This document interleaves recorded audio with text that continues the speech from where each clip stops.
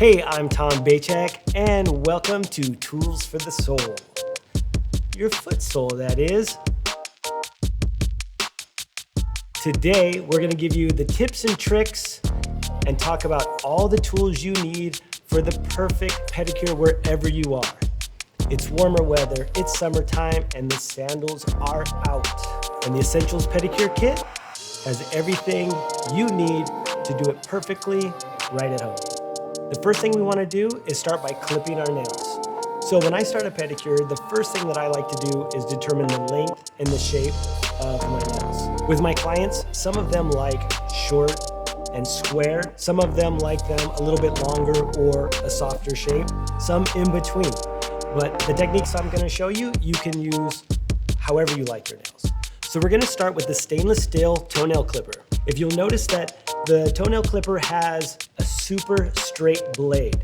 This is to help prevent splitting the nail when we're cutting the toenails and reducing the risk of creating ingrown nails. If you've taken or you've heard some of my other classes, you know I like to draw an imaginary line down the center and I separate everything into halves. What I do to one side, I do the other side. What I do to one, I do to all 10. So I'm going to start by clipping the sides of the nail, of the toenail, towards the center. Now remember, when we clip these sides, we're only clipping the free edge, the part of the toenail that has grown out from the nail bed. You don't want to clip down into the sidewalls with your clipper because that can increase the chance of getting an ingrown nail. So what we do is we look at our nail that has grown out, our free edge, and we just clip the corners off at about a 45-degree angle towards the center of the nail. This is also going to reduce the surface area for when we cut the center. You never want to just come in and cut directly at the center of the nail because the surface area is too large and it's curved.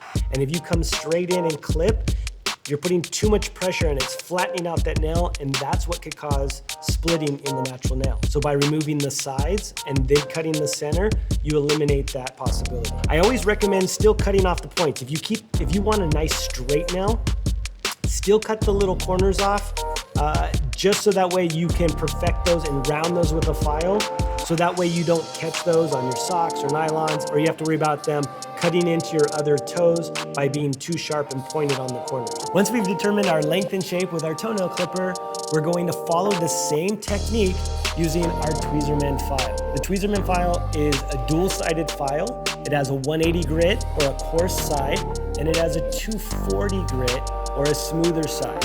The coarser side's perfect for shaping the nail. Next, we want to smooth out any imperfections or scratches in the nails with the dual-sided buffer. Now, this buffer is color-coded. You see the one and it's gray and two in white. So it's color-coded and labeled for easy use. We're going to start with side one, the gray side. This is your more coarse side. And we're going to gently buff over the surface of the nail. If you apply too much pressure when you're buffing, you can actually clog the abrasive and then it doesn't work very well. So you want to use a very light touch and let the abrasive do all the work.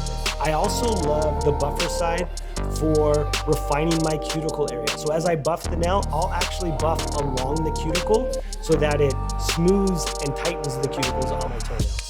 Then we're going to switch to side two, which is our shiner, and we're going to do the same technique. This time though, I stay off of the skin because who wants like shiny cuticles?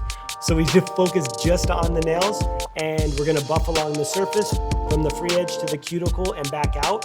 Remember, you're following the shape of the nail. You're following the contour of the nail. It's not just straight back and forth. You don't want flat spots in the nail. You wanna follow that shape to create the best shine.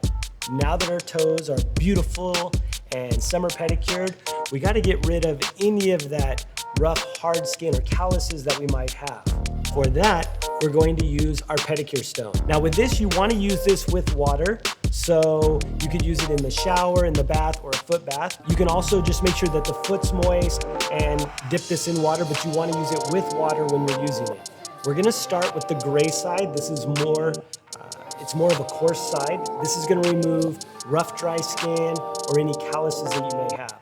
Normally, those are around the heel area, around the edge of the heel, and underneath and around the ball of the foot. So that's what I like to do with this first, making sure to keep dipping in the water so that it stays moist.